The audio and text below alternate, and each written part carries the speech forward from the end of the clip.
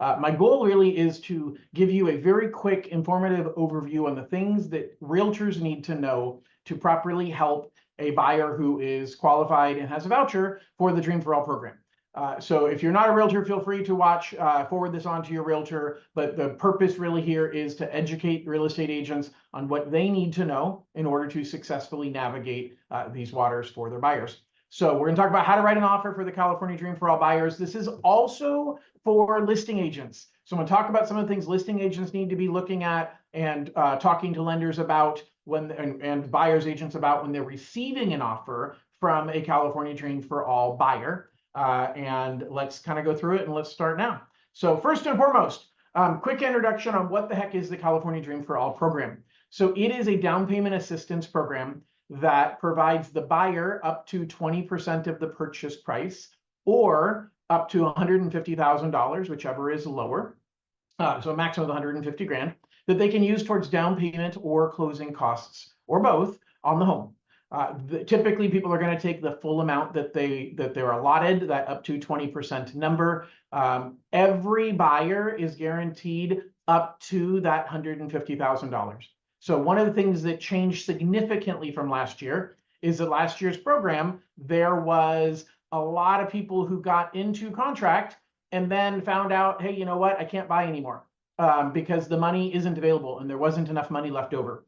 So this year, the money's allocated and every buyer has 90 days. Now there's a deadline on the voucher that they have received. I firmly recommend that when you write an offer, you include the buyer's voucher, because I'm going to recommend to listing agents don't accept an offer without the voucher. That voucher is your proof of funds. So if you're writing an offer as a buyer's agent, you know that the listing agent is often going to ask for proof of funds. As a listing agent, it's your responsibility to your seller to make sure that the buyer can perform as outlined in the contract. Well, here's the deal. That proof of funds that you need is actually the Dream for All voucher, and it has a deadline. That deadline is not the close of escrow date. So many people are going to misunderstand and say, oh man, they're writing a 30-day offer on September 15th, and this deadline says they only have until September 26th. There's no way this proof of funds isn't good. It is good. All I have to do is to reserve their funds and lock their interest rate before that deadline. And as long as we close escrow on this home, you're fine. Obviously, the buyer's in trouble if we're after that deadline and they cancel. Now, the state said they might allow extensions. This would be one of the reasons I think they would allow an extension, is if you were in escrow before the deadline, you decided after the deadline was up on your voucher that you were going to cancel. And I think that was a circumstance the state should provide you with an extension to your voucher, but there's no guarantee. But as the listing agent, you need to understand that voucher is the proof that the buyer who's writing the offer is in fact able to access that money. There's lots of people on the wait list. Obviously, being on the wait list does not guarantee you the money, and you should not be writing offers as if you have a voucher unless you do, which is why I strongly recommend that buyer's agents include the voucher with their offer. You got your pre-approval, you got your purchase agreement, you've got your pre-approval letter, and then you have your voucher. Those all should be sent with the offer. A listing agent, if you did not get a voucher with the pre-approval letter, you need to ask for it. Now, it's important to understand how a buyer is going to use the money. This is important for the buyer's agent to understand, and it's important for the listing agent as they're asking questions about the financing and how it's going to work. So the three ways in general to use the funds, and many lenders don't understand this, and they simply say, hey, you're using the money for 20% down and paying your own closing costs. Well, that's one of the three options.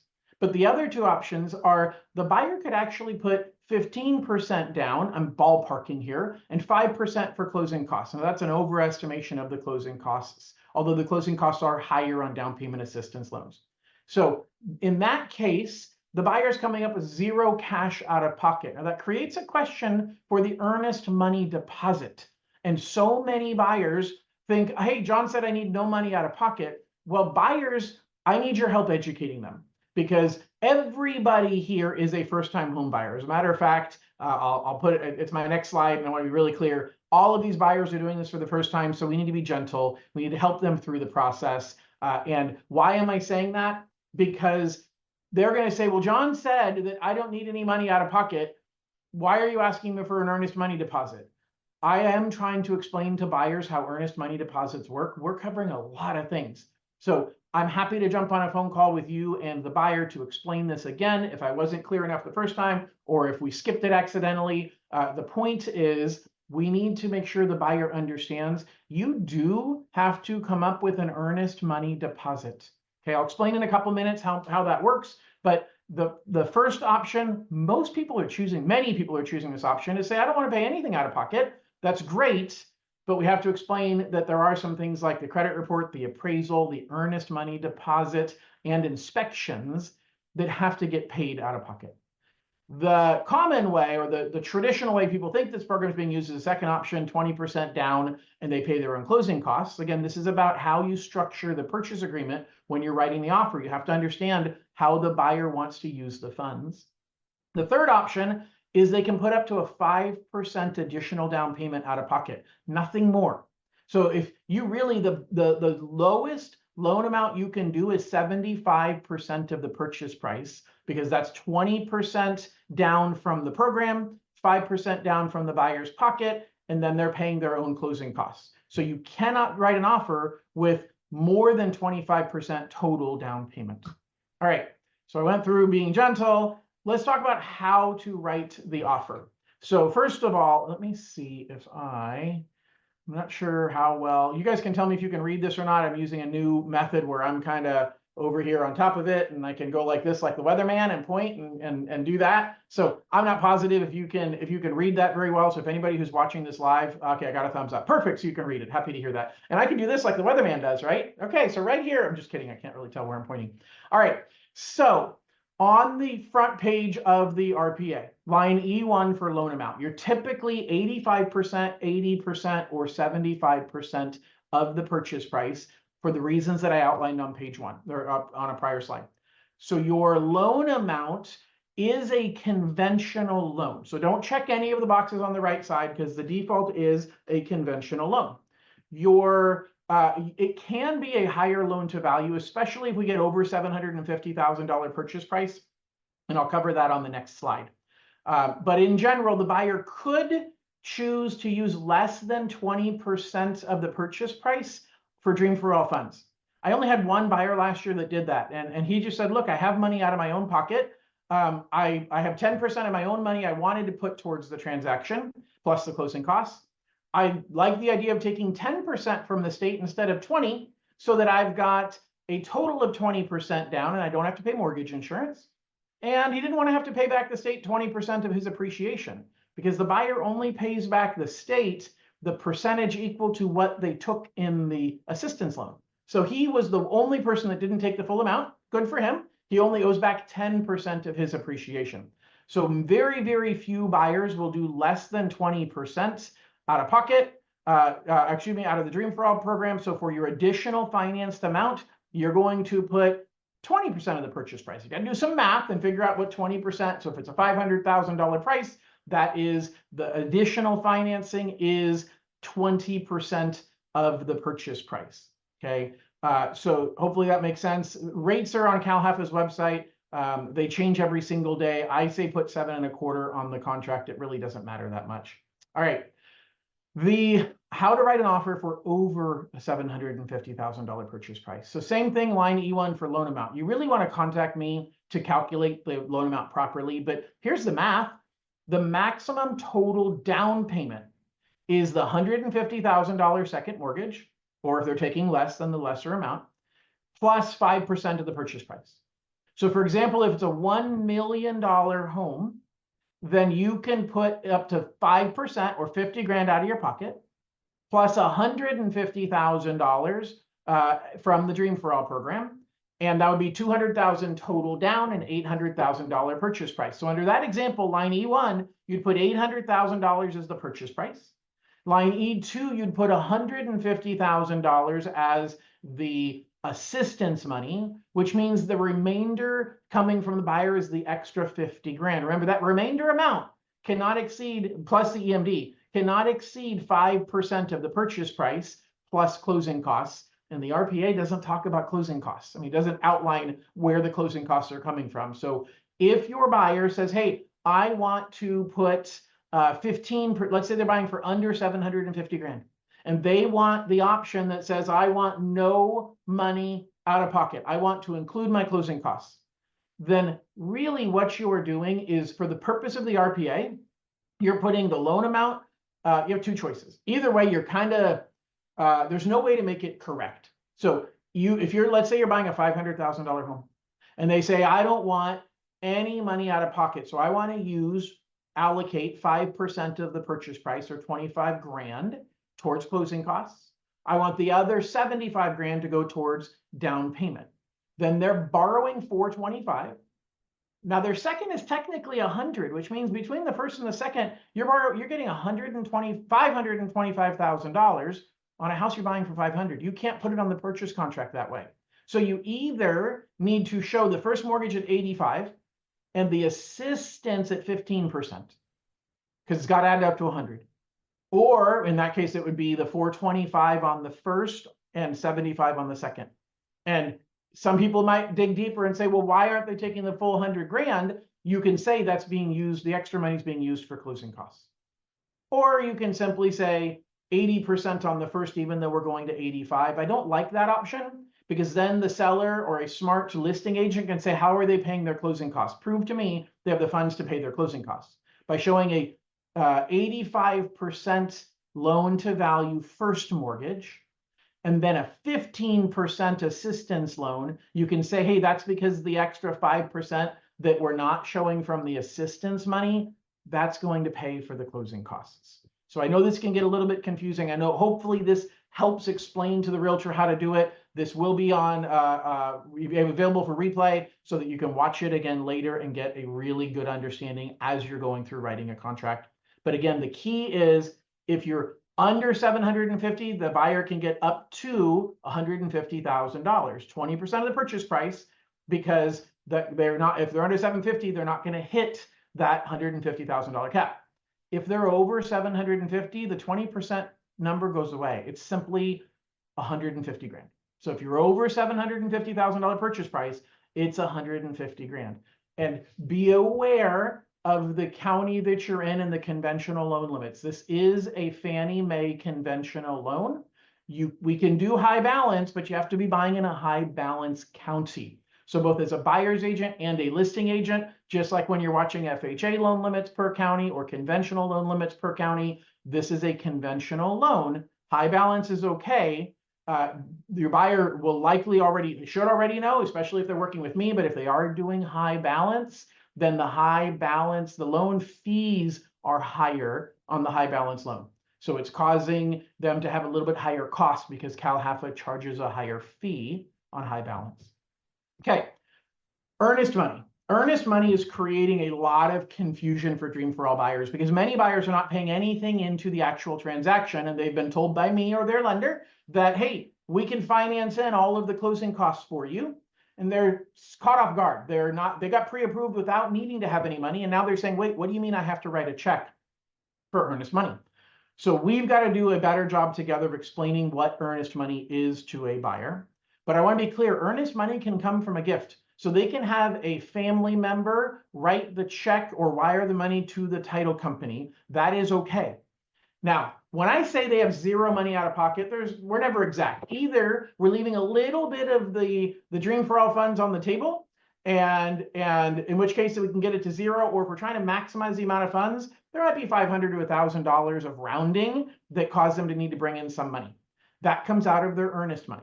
But let's pretend we make it exact and they need no money out of pocket.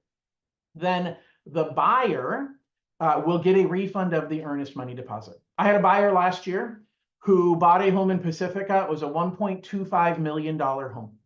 We structured it in such a way that he was able to finance everything. And we worked the numbers right at the end. And I'm going to do that every time.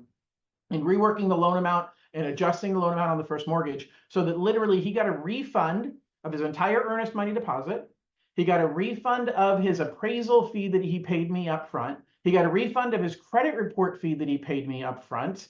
And he literally, it was about $17 that he had out of pocket that I didn't get to refund back to him that he put into the transaction for a $1.25 million home. So we can make the numbers that exact and he can get every penny of it back. He had the money for the earnest money deposit. He just didn't want to spend it, so he put it up and he got it back. But you and I both know that buyers have to have some money changing hands in order to make the contract official. I'm not an attorney, I'm not your broker, but I think we would all agree it could be as little as $1. But buyers need to understand, as you better know than I do, that buyers need to understand, hey, no seller is going to accept your offer if you're only giving a $1 earnest money deposit. So sure, it's acceptable, but nobody's going to accept that. And so we need to talk about where can they get money from temporarily. Maybe they can take a 401k loan and grab the loan from the 401k in order to have access to the money. And then they can pay it back once they close escrow. So there's conversations we have to have early as a realtor and as a lender. We got to work together on this. The MD is refunded at closing if all the costs are, if no costs are paid out of pocket. It's very, very confusing. So if they are paying their closing costs or they're paying the 5% plus closing costs, then the earnest money just applies towards that number. But if they're using option A and they want no money out of pocket, they still need to pay for the earnest money deposit. They've got to pay me for the appraisal. They've got to pay me for the credit report. They've got to pay you for any inspections done on the property. And again, I'm doing my best to educate them on all of this, but this is a partnership between you and I as their realtor and their lender to help educate the buyers on how all of this works. All right, let's talk contingencies. So loan approval, I can get this in 10 days or less. So I think a 10-day loan approval, all the buyers that I'm working with, I am getting all the documentation from them. We're working on getting them into underwriting for full underwriting approval so that you can check the box that say fully underwritten. We're just getting a lot of contracts in and we got to put the contracts ahead of the full underwriting. So far, I've got 2 people that have been fully underwritten. I've got 5 more that we're trying to get in line, but we got 3 more contracts in the last 2 days. So we got to prioritize those because obviously the escrows that are in process have to take priority. Appraisal. In most markets across the state, I can get an appraisal back in 10 days. If you're in a rural community, check with me. But if you're in a non-rural community, we can get them back in less than 10 days. So as a matter of fact, I have a property in Brentwood, Northern California, not Southern, that I ordered the appraisal on Monday night, and we're getting it back Friday morning. So 3 days, 3.5 days to get the appraisal back, and that was without a rush fee. So it can absolutely be done. Inspections, you need to be the one giving that advice. I'm deferring to you as I'm talking to the buyer. I'm trying to educate all of them about all of these costs. And just understand, your number one job is to get their offer accepted. Your number one job is to get them to get into contract before their voucher expires. And so we've got to start figuring out ways like, hey, which of these contingencies can we get rid of to make their offer look better? Can I get rid of loan approval? Sure, if I have fully underwritten loan approval, I have no issue with you releasing the loan contingency. Can I get rid of appraisal contingency? We'll talk about that in just a second. What about inspection contingencies? Maybe you start negotiating or talking to the buyer about the pros and cons, but again, they have a hot potato in their hand of a ticket that's good for 90 days. And 90 days we're already almost 2 weeks into that 90-day timeline. So time moves very, very quickly, and we've got to help them to accomplish that goal. So let's talk about appraisal contingencies. So again, I'm seeing a wide range of buyers that have a wide range of circumstances. A large percentage of my buyers are in fact asking for no money out of pocket, but they have money. A lot of the people, some don't, but a lot of them have money that they don't want to use. Maybe they planned on buying a house and putting some money towards the down payment. And now that they don't have to, they can keep that money in the bank or keep it in their cryptocurrency or invest it into something else. And so there's a lot of flexibility here that maybe in order to be competitive, you waive your appraisal contingency because the buyer is allowed to pay the shortage amount out of pocket, and it does not apply towards their max 5% out of pocket. So I'll give you the example. If we said, hey, you've got a buyer buying a house at $1 million and they're putting $150,000 from Dream for All and $50,000 from their pocket, we're loaning them $800,000. Well, in this case, the buyer, let's say the appraisal comes in horribly low at $900,000. Okay, so we can, if they have the extra $100,000 out of pocket, that they can cover that difference. The rules had said they could only put $50,000 in down payment money, but this is not considered down payment money. This is considered appraisal gap. They can pay the appraisal gap of $100,000, and that's a super high appraisal gap. So I'm going to explain a more realistic one in a second. They can pay the appraisal gap of $100,000 out of pocket. Now, maybe they said, yeah, but I only planned on paying 50 grand plus closing costs of maybe another 30 grand. So I was only planning on paying 80 grand out of pocket. No problem. Because what I can do is I can structure it so that the $150,000 that you have from the state pays for your entire amount of closing costs and is your entire down payment. So therefore, if your closing costs are 30 grand, then you're buying the house for 900. You are putting you're putting the $100,000 out of pocket to pay the price down to 900. I'm taking the 150 grand and setting 30,000 aside for closing costs. And I'm taking the other 120,000 and that becomes your down payment. So now what I'm loaning you is I'm loaning you $780,000 on a home that appraised at $900,000. Now think about that for a second. The buyer was already going to bring 80 grand out of pocket. They were going to bring 50 grand of their own money for down payment and 30 grand for closing costs, and their loan amount was going to be 800 grand. If the appraisal came in at 900,000 instead of $1 million, huge drop. The buyer's coming up with an extra 20 grand. So they're coming up with 100 grand instead of coming up with 80, and their loan amount is 780 instead of $800,000.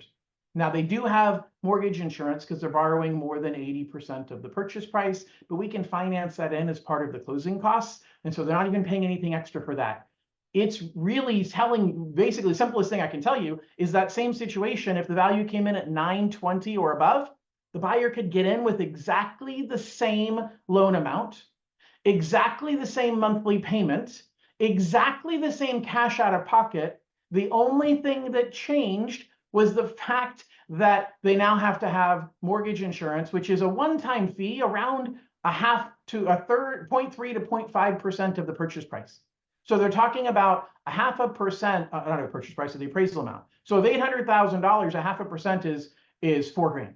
So you've got a $4,000 additional one-time fee, and that's the only extra you pay out of pocket on $1 million purchase price that appraises at 920. If the buyer had already been planning on putting 5% of their own money out of pocket plus closing costs. So appraisal contingencies, and I know that I actually probably need to do another video explaining this math in more detail, but for somebody who's already putting 5% down plus closing costs, you have a lot of wiggle room on that appraisal contingency that I might be inclined to have you waive the appraisal contingency because it's a very small difference in cost overall. And the buyer basically can be way more competitive by not having an appraisal contingency, okay?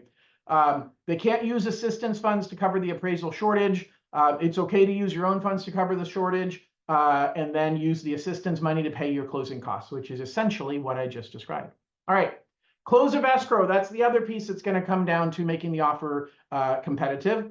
And close of escrow, generally speaking, I can close in 21 days on pretty much any loan. It's CalHFA that's the unknown. Okay, I cannot submit to CalHFA until I have CalHFA's, until I have full loan approval and all my prior doc conditions cleared, and then I can send it to CalHFA. Now, normally that happens day 15, day 17. The problem is that I can't send it in until I have that. So now CalHFA, it depends on how long they're taking. So let me share this with you. This is CalHFA's website that I'm pulling up right now. I really like this cool thing where this thing's floating over my head. Anyway, I'm looking at it on my other screen though. So it kind of looks like I'm looking over there, doesn't it? CalHFA's website, you go right here and we go to lenders and real estate agents. Even if you're a borrower, you can click this tab, nothing will happen. And we see that as of this morning, they had 3 loans in line and they're reviewing loans that were received today.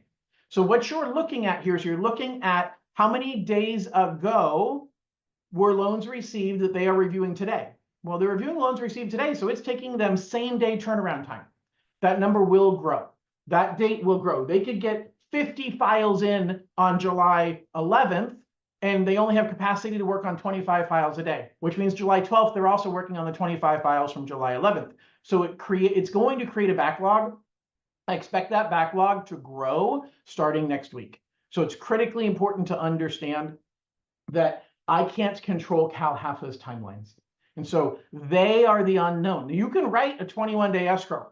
Right now, we'd be fine, but not really, because if we write a 21-day escrow right now, we're getting this into CalHFA 2 weeks from now, 2.5 weeks from now, and I doubt they're still going to be same day at that point. So if you want to be safe, I'd say a 30-day escrow. If you want to be aggressive and ask for permission, go for a 21 to 25-day escrow. But even with a 30-day escrow, there's no way I can control whether or not CalHFA has, in fact, the capacity and how long they're going to take. Last year, they were taking up to 2 weeks at the peak for how long they were going to take to review files.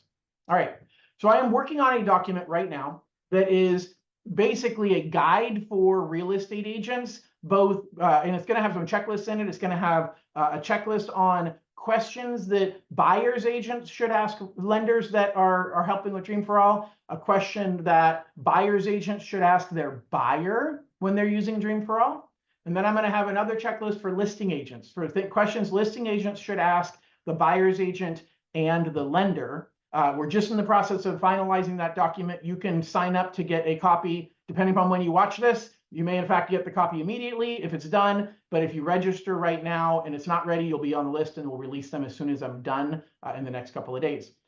But here's some of the things that realtors, so the QR code, scan it, or the link will also be in the description if you're watching this on a streamed platform. So the fact is, as a buyer's agent, you've got to first and foremost ask your lender and your buyer, are you using options 1, 2, or 3 based on John's discussion? Okay. Now that's not CalHFA saying options 1, 2, and 3. That's me. So you need to say, hey, what's the buyer's expectation for how much money they're going to pay out of pocket for down payment, and how are they paying for the closing costs? Now, you do not need to ask for a seller credit for closing costs. You can, but I think you're better off just negotiating it into the price, because we have so much money available from the Dream for All program that I don't think it's necessary. There are some cases I'm going to say you do want to ask for closing costs, and that'll be a case-by-case basis. But you need to ask the buyer, where are your closing costs coming from? Where is your down payment coming from? And it's entirely acceptable to say, I'm not paying any of that. It's coming from the Dream for All program. But if they have money to pay the down payment and the closing costs, then you need to have the conversation about the appraisal contingency and whether the appraisal contingency should or should not be part of the offer. You absolutely need to talk to the buyer about earnest money and where the earnest money is coming from and how the earnest money works. You need to know if the lender has fully underwritten the loan or not. Okay, I'm trying to fully underwrite everything, but it's a capacity question. And then you need to ask questions about the appraisal process. And this applies to both listing agents and buyer's agents. And there'll be a separate checklist in here that will be for listing agents versus buyer's agents. But you have to ask the question about, hey, what's your appraisal process? Do you do in-house appraisals, or do you use an appraisal management company? This is one area we excel because we do all of it in-house, and our company's hand-selected all of the appraisers. And we have appraisers in most markets statewide, and they prioritize us because they get a majority of the pay. And they don't decide what markets they serve. We decide. So the appraiser's not in charge of saying, hey, I'm on vacation in Anaheim right now, and I got to pay for tickets to Disneyland. So could you give me a couple appraisal orders around here because I can't afford to buy popcorn today? But they're from San Francisco. They know nothing about the Anaheim market. That is a horrible person to have appraising, but a lot of appraisal management companies say, whatever, the appraiser says he knows the market and can do it. I'll let him decide if that's a market that he's willing and able to cover. That is a horrible game plan, but it's allowed. So you need to ask the question, who are your appraisers? How do you do the appraisal process? What's your average appraisal turnaround time? That's critical for you to be asking. There are so many questions that need to be understood both from the buyer's agent and from the listing agent side that you need to download this information so that you can get my checklist and make sure that you are taking great care of your side of the transaction and doing your due diligence to make sure that it's a great transaction. Speaking of We all are aware of the changes that are already partially being implemented and are in process of being required as of August 17th, unless that date changes. Buyer's agents commission. This is an unknown for all of us. But I'll tell you, one of the things that I've been thinking a lot about is, what if the seller is willing to offer 2 apples, but the buyer's agent had an agreement that said that they're going to get paid 3 apples for doing this work? Well, then there's 1 apple not getting paid. Like, who's paying for that extra apple? Well, the buyer is responsible for paying that extra apple. And if your buyer has no money, if your buyer is financing in their closing costs, financing in their down payment, and coming up with no money out of pocket, I can't finance in that extra apple. I can't put that into the numbers. And so, at least from what I understand right now of the rules, I cannot do that, because it's not, the whole thing is, what's a customary closing cost? Well, it's customary for the seller to pay up to 3 apples for the agent's fee, but it's not customary for a buyer to pay 1 apple out of their pocket. And so the question is, how many apples does something cost, and who's paying for those apples, and how do we allocate it? All of this, and yes, if buyers are watching this, apples are an analogy, because even though I'm not a realtor, it really isn't appropriate on a national platform like this to talk about realtor commissions. That's part of the challenge, is that some people think that realtors had a set number. It's never been a set number, but I don't want to talk about it as if it is a set number. So what does this ultimately mean? It means you've got to be aware as a buyer's agent that if your buyer agency agreement sets a certain dollar amount and the seller isn't willing to pay that, and the buyer is expecting all of their closing costs to get built into the loan, I don't think there's a mechanism for me to do that. Now, I'm going to try. I will see. I can't run it through until we run it through, and then we'll know if the system allows it and underwriting allows it. But I've tried to float it up, and I'm not getting any clear answers, or simply saying, well, it depends on what's customary. Well, I don't know how we define customary, and that's the challenge we're dealing with. And so be careful, because, and this is not a rule, but it is my expectation, we are going to have a hard time with buyers financing in any shortage that is not covered by the seller, and they would need to pay that out of pocket based on my expectation. All right, so final recap and some tips. First of all, thank you everybody who's watched thus far, and for those of you who are going to watch on the replay in the future. My goal is to make these transactions as smooth as we possibly can for all parties involved. If you are a buyer's agent and you are working with a buyer and a lender, and your lender is not explaining these things, and you feel like your lender isn't taking good care of your client, I would love to be a backup plan and show them options. The interest rates are determined by CalHFA. They are exactly the same across the board for every single lender, no matter what, depending upon the day that the rate is locked in. The only thing the lender controls is the cost. Our cost, in my opinion, is right in the middle of the road. I've seen a couple of lenders that are a smidge cheaper. I've seen a couple of lenders that are a smidge more expensive.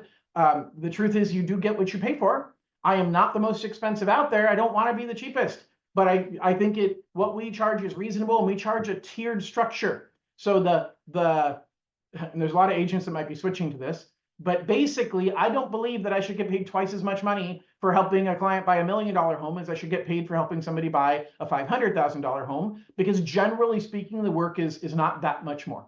And so it is a percentage of the purchase price, and you are always going to pay higher fees with down payment assistance, because lenders get paid in 2 ways. Lenders get paid by upfront fees and get paid by the servicing income over the life of the loan. Well, with these loans, they go to CalHFA, they go to the state of California, so there isn't the same servicing income coming to the lender, and so we have to charge more upfront. We're still making way less money on these than we are on traditional loans. We're happy to do them, but they're always going to be a little bit more expensive. You're typically looking at 1 point on a normal loan. On these, you might be looking at upwards of 2 points, which is why I say that the closing costs in general are around 3% on a normal loan, 2% for third-party costs and underwriting and processing, and then 1 point. And in these loans, they're typically upwards of 2 points. So that's where I'm saying you're maybe 4.5% in total closing costs, especially if you're financing in the cost of the mortgage insurance. Why do I say all of that? Because we are super competitive, and the only thing that matters from one bank to another is the cost that we are charging. And there are tiers on higher loan amounts. We're charging less in fee. So we aren't trying to get rich off of, doing a bunch of $1 million loans. But on a small $300,000 loan, the dollars, there just aren't as many dollars there to pay all the bills. So therefore, the fee is a little bit higher, still well within the range of what my peers are. But we're one of the few companies I know that have or my team, I should say, I'm one of the few teams that I have a fixed structure that gets cheaper for the higher price loans. Because again, I don't believe that I deserve to get paid twice as much money for $1 million transaction as I do for a $500,000 transaction.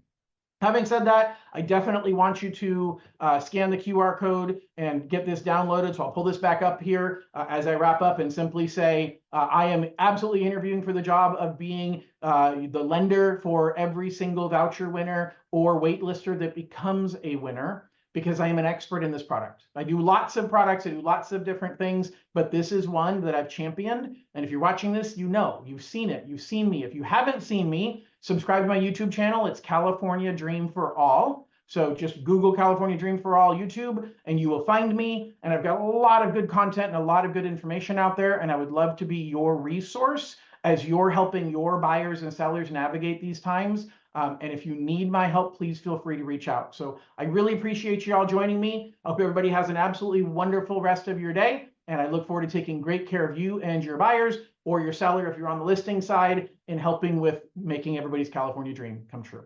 Thanks and have a wonderful day. Bye-bye.